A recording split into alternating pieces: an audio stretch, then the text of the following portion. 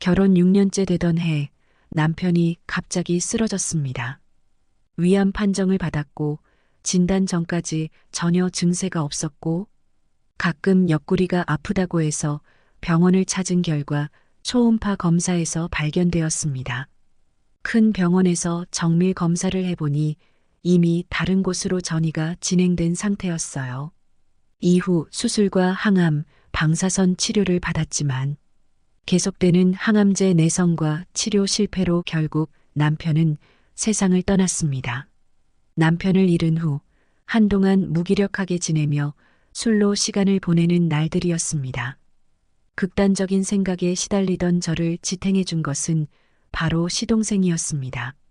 사랑하는 사람을 잃은 공통의 아픔으로 우리는 함께 힘든 시간을 견뎌내며 점점 가까워졌고 시동생은 경제적인 부분에서도 많은 도움을 주었습니다.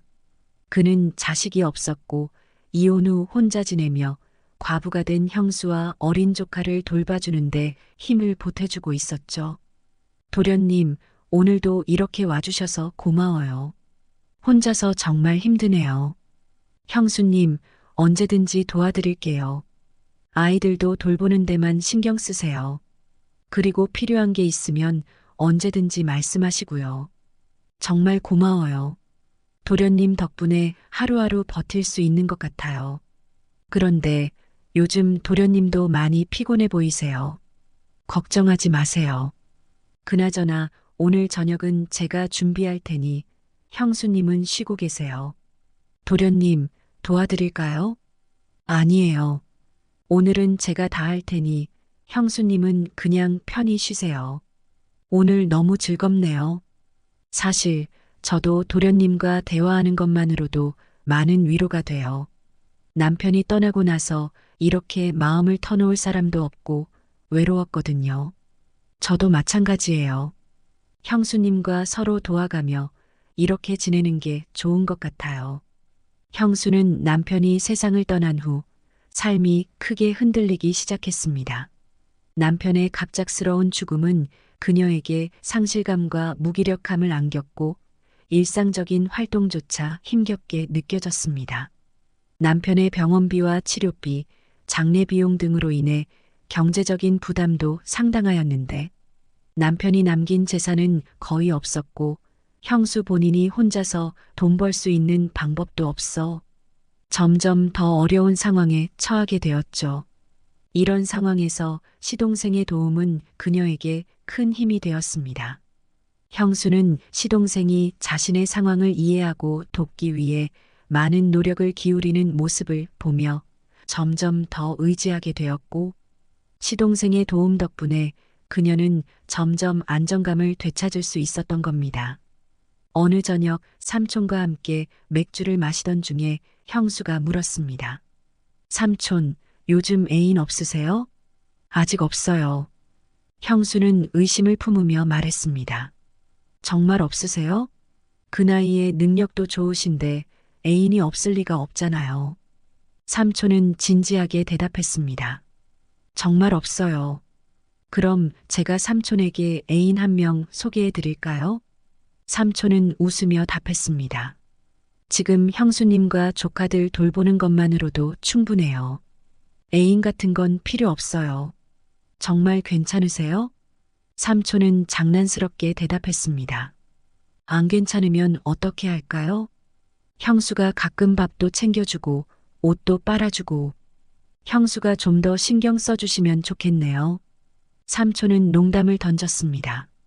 가끔 형수를 내 애인으로 착각하긴 하지만요. 그렇군요. 앞으로도 편안하게 생각하시고 부탁할 일이 있으면 언제든지 말씀해 주세요. 도련님, 저는 도련님께 아무것도 바라는 게 아니에요. 그저 제 옆에만 있어주면 돼요. 안녕하세요. 남편과 사별한 지 2년이 지났습니다. 남편과 저는 7년 가까이 연애한 끝에 결혼했고 결혼 후 10년 넘게 행복하게 살았습니다. 결혼 당시 남편에게는 대학을 졸업하고 취업 준비 중인 시동생이 있었습니다. 어느 날 시동생이 갑자기 서울로 올라와서 우리 집에서 지내고 싶다고 했어요. 저는 처음에는 반대했지만 방 하나는 비어 있었고 시동생이 일자리만 구하면 곧바로 원룸을 얻어나갈 거라는 남편의 설득에 결국 허락했습니다. 문제는 시동생이 저와 동갑이라서 서로 어색했고 취준생이라 집에만 머물며 시간이 많아 불편하게 느껴졌습니다. 시동생은 밝고 원만한 성격으로 주변 사람들과 잘 어울리려 했고 저에게 먼저 다가와 대화하려 했지만 저는 그런 그의 접근이 부담스러웠습니다. 그래서 우리는 서로 조금 서먹하게 지냈습니다. 그러던 중 한날 저녁에 큰 일이 생겼습니다. 제가 남편의 차를 운전해 집 근처 은행에 볼일을 보러 갔습니다. 주차장에서 다른 차와 가벼운 접촉사고를 내게 되었는데 그 상황에서 크게 당황했습니다. 사고를 처음 경험해 보는 데다 상대 운전자가 반말을 하며 현금으로 해결하자고 요구했습니다. 여성 운전자라서 얕잡아 보는 듯한 태도에 더욱 혼란스럽고 무서웠죠. 이때 남편에게 도움을 요청했으나 남편은 회의 중이라 바쁘다며 보험 처리하면 된다며 전화를 끊었습니다. 그 순간 시동생이 나타났습니다. 집과 거리가 약 1km였는데 택시가 잡히지 않아 땀을 흘리며 뛰어왔습니다. 시동생은 도착하자마자 상대 운전사에게 다가가 형수에게 막말을 했냐? 며 따졌습니다. 시동생의 위협적인 태도에 상대 운전사는 바로 태도를 바꾸어 사과하며 사고 처리에 협조했습니다. 시동생은 곧바로 보험사에 연락하고 사고 현장을 사진으로 찍는 등 신속하게 수습했습니다. 그 과정에서 시동생의 전문적이고 확고한 태도는 제게 큰 안도감을 주었고 시동생과의 관계가 급격히 가까워졌습니다. 세월이 흘러 시동생은 서울 근교의 대기업에서 기술연구원으로 일하고 있었습니다. 대학을 졸업한 후 대기업에서 기술연구원으로 일하며 미국 유학까지 다녀온 그는 그 분야에서 뛰어난 기술자로 인정받고 있지만 개인적인 삶에는 크게 신경 쓰지 않았습니다. 어릴 때부터 남다른 성실함과 뛰어난 능력으로 학업과 직장에서 두각을 나타낸 시동생은 자신의 경력과 업무에 많은 시간을 투자했어요. 그로 인해 연애나 결혼에 신경 쓸 여유가 없었고 개인적인 관계보다는 직장 생활에 더 집중했습니다. 시동생은 직장에서는 항상 인정받았고 연봉도 매우 높은 편이었지만 사생활에서는 혼자 지내는 시간이 대부분이었습니다. 그러던 중 아이들의 학교 문제로 대화를 나누던 중 시동생이 갑자기 재혼에 대해 언급했습니다. 형수님, 재혼을 생각해 보시나요? 라는 말에 저는 놀랐습니다. 왜 그런 소리를 하냐? 며 남자라는 사람이 어딨냐고 묻자 시동생은 그런 건 아니라고 하며 한참 동안 뜸을 들였습니다. 그리고 나서 시동생은 제안했습니다. 우리 집으로 이사와서 한 집에서 지내는 건 어떨까요? 저는 그 제안이 적절하지 않다고 생각했습니다. 아이들은 괜찮지만 능력 좋고 홀몸인 시동생 앞에 걸림돌이 되고 싶지 않다며 고민을 표했습니다. 하지만 시동생은 신경 쓰지 말고 큰아이가 초등학교를 졸업할 때까지만이라도 함께 지내고 싶다는 부탁을 했습니다. 결국 시동생의 지속적인 부탁에 의해 우리는 그의 집으로 이사하여 함께 살게 되었습니다. 그러다 약 석 달 전쯤 시동생이 중요한 모임이 있다고 하며 늦게 들어온 날이었습니다. 저는 거실 소파에 앉아 TV를 보다가 졸음을 참지 못하고 잠이 들었습니다. 꿈과 현실이 뒤섞인 잠결에 문이 열리는 소리를 듣고 시동생이 들어왔구나 하며 다시 잠에 빠졌습니다. 그런데 얼마 지나지 않아 시동생이 저를 흔들며 깨웠습니다. 왜 방에서 안 자고 여기서 이러고 있어요? 고 묻는 그의 목소리에 깜짝 놀라 일어나 시계를 보니 새벽 2시 30분. 그 순간 시동생의 흐릿한 눈과 눈가에 맺힌 눈물을 보았습니다. 무슨 일이냐고 물어보자 그는 가슴이 답답하고 아프다고 말했습니다. 그 이유는 그가 좋아하는 여자가 있는데 다가가지 못하는 그 마음이 너무 힘들다는 것이었습니다.